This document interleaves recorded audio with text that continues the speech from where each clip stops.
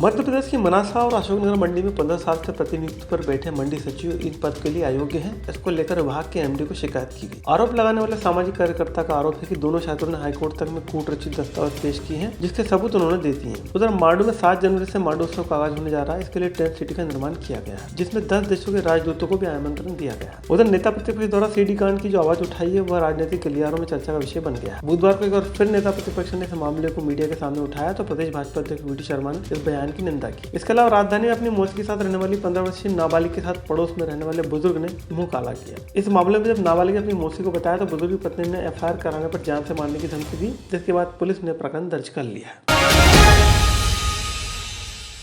शासन को गुमराह कर मंडी बोर्ड में प्रतिनियुक्ति पर आए 2 कर्मचारियों द्वारा मंडी सचिव का वेतन बीते 15 साल से लिया जा रहा है। साथ ही इस दौरान पदोन्नति भी ली गई, जिसकी शिकायत एमडी से की गई है। आरोप है कि दोनों कर्मचारियों ने हाईकोर्ट तक में कूट रचित दस्तावेज पेश किए हैं, लिहाजा दोनों पर जांच कर 420 का मामला दर्ज करने की मांग की गई है। बता दें, नीमच जिले की मनासा मंडी में पदस्थ रियाज अहमद और अशोकनगर की शाडोरा मंडी में पदस्थ मनोज शर्मा प्रतिनियुक्ति पर सामाजिक कार्यकर्ता ने कई सारे दस्तावेज जुटाने के बाद ये आरोप लगाए हैं। मामला ये है कि प्रतिनियुक्ति के 2 कर्मचारी हैं जो मंडी सचिव का वेतन ले रहे हैं करीबन 15 साल से, और इन्होंने क्या किया हुआ है कि जबलपुर हाईकोर्ट में इनकी एक रिट लगी हुई थी, उनको भी इनने दस्तावेज फर्जी तौर से दस्तावेज जारी करके, और ये पहले नंबर तो ये दोनों कर्मचारी सचिव के लिए पात्र नहीं है।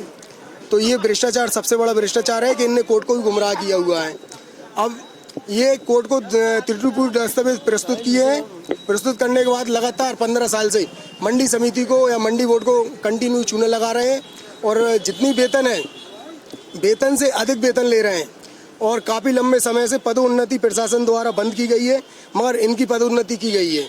और इन्हीं के लेटर में मंडी बोर्ड के क्या बोलते हैं नोटशीट पे खुद इनका पद लिखा हुआ है, किस पोस्ट के लिए ये भी मतलब योग्यता रखते हैं।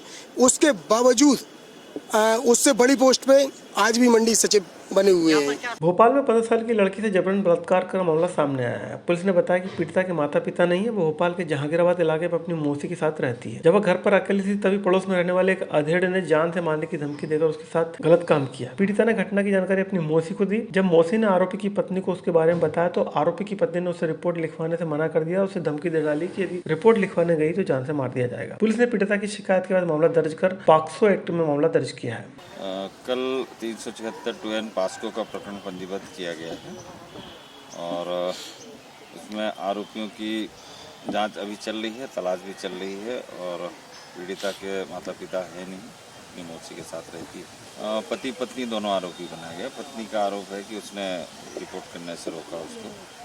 नेता प्रतिपक्ष ने भाजपा नेताओं के अश्लील सीडी के संबंध में एक बार फिर से बयान देकर चुनावी साल की सरगर्मियां बढ़ा दी है। इस मामले में सीए ने कहा है कि भाजपा नेताओं की सीडी उनके पास है और जब नेता उनके घर आएंगे तो उसे दिखा देंगे। उधर गोविंद सिंह के बयान पर प्रदेश भाजपा अध्यक्ष वी डी शर्मा ने पलटवार करते हुए इस बयान की कड़ी निंदा की है। साथ ही सी के इस बयान को चारित्रिक हनन करने वाला बताया है। के बाद में उनको चुनौती देते मेरे ऊपर कार्रवाई करें, मैं वो सीडी भारतीय जनता पार्टी के नेताओं को न्यायालय में प्रस्तुत कर सकता हूं गोपनीय तरीके से। वो सदन के अंदर नेता प्रतिपक्ष हैं, संवैधानिक पद पर हैं, उन्हें गंभीरता से बात करनी चाहिए, और ये कोई खेल नहीं है घर आ जाओ दिखा देंगे ये कर देंगे। किसी भी सामाजिक संगठन पर, किसी भी व्यक्ति पर चारित्रिक आरोप लगाना ये जिम्मेदार व्यक्ति को अच्छा नहीं लगता।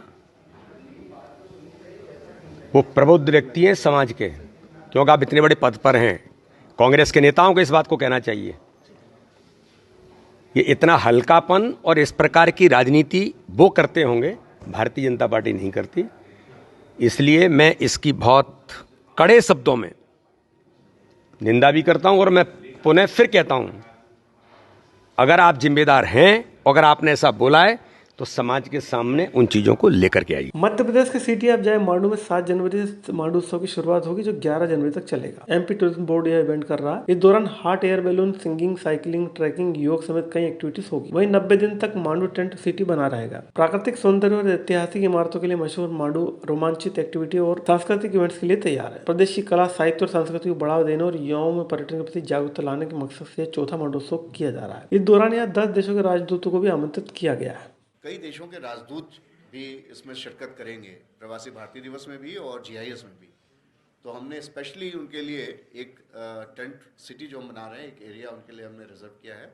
और ICCR के माध्यम से, Indian council of cultural research, उनके माध्यम से हमने आमंत्रित किया है कम से कम 10 देशों के राजदूत मांडू में आए, वहाँ पे हमारे इस आतिथ्य को स्वीकार करें, वहाँ की संस्कृति, वहाँ के पर्यटन की दृष्टि से जो आकर्षण है बहुत बड़ा, वो सब उसको एंजॉय करें और फिर वो बात हमारी पूरी दुनिया में जाए।